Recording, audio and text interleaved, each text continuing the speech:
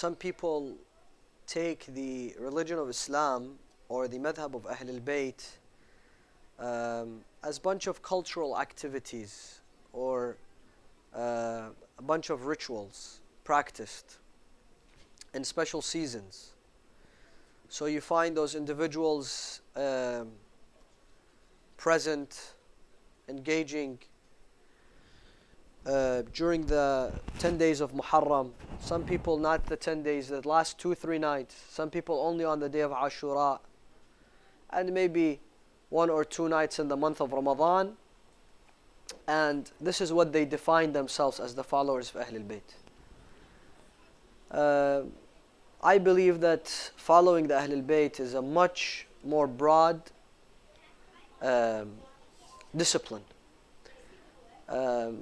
We have numerous traditions that the Ahlul Bayt have told us of the qualities of their followers. What do they look for in their followers? For example, as-sidq, to be truthful, al-amana, to be trustworthy, not to allow the beginning of the time of salah pass without performing their salah. In fact, amongst their signs is that they prepare themselves for salah before salah.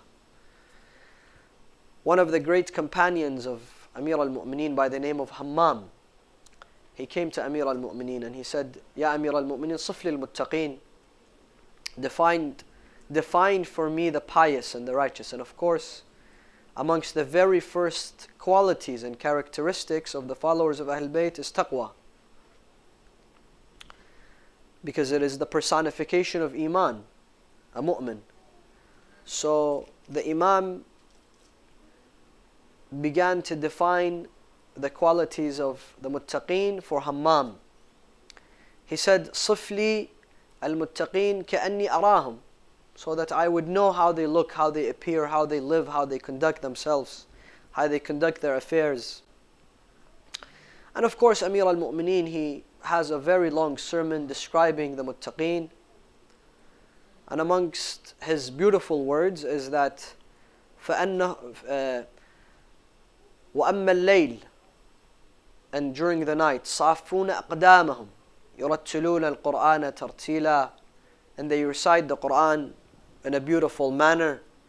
فَإِذَا مَرُّوا بِآيَةٍ فِيهَا تَشْوِيقٍ, if they pass through an ayah that speaks of Jannah, speaks of the reward of Allah subhanahu wa ta'ala, فَهُمْ وَالْجَنَّةَ كَمَنْ رَآهَا, they become as if they have seen the reward, because they have yaqeen that Allah subhanahu wa ta'ala huwa as-sadiqul ameen, He's truthful. وَإِذَا مَرُّوا بِآيَةٍ فِيهَا تَخْوِيفٍ فَهُمْ وَالنَّارِ كَمَنْ رَآهَا, it's as if they have seen the results, they have seen the Jahannam, they have seen the punishment of Allah subhanahu wa ta'ala. Then he continues and he says, صَبَرُوا أَيَّامًا قَلِيلًا, they were patient for several days, meaning this life. صَبَرُوا أَيَّامًا قَلِيلًا أَتْبَعَتْهُمْ رَاحَةٌ طَوِيلًا, then they are at ease. So a follower of Ahlul Bayt is the one who is the personification of the Qur'an, the personification of the teachings of the Ahlul Bayt.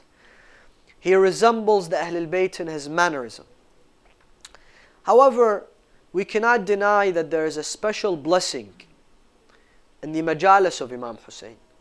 But the core reason behind it is for people to come here and change, for people to come here and seek nearness to Allah. Even the Imams, the actual existence of Imam Hussein, the actual existence of Amir al-Mu'mineen, the actual existence of the ones whom we celebrate their name in those beautiful nights, is simplified in the approach that we take in dua at-tawassul. إِنَّا تَوَجَّهْنَا وَاسْتَشْفَعْنَا وَتَوَسَّلْنَا بِكَ إِلَى اللَّهِ. Ultimately, they have to get us closer to Allah subhanahu wa ta'ala. And we must be able to seek nearness through those majalis, through those activities, through those rituals, through the mourning of Imam Hussein, the aza, to seek nearness to the Almighty Allah subhanahu wa ta'ala. And that is the ultimate goal. So it really won't do us any good just to show up. It's like showing up in a classroom at a university but not studying, not doing any homework, not listening to the professor, but saying, I attended the class. At the end of the day, what's the professor going to give us? No homework, no participation. We're not going to pass the course. Passing the course comes with effort, not just attendance.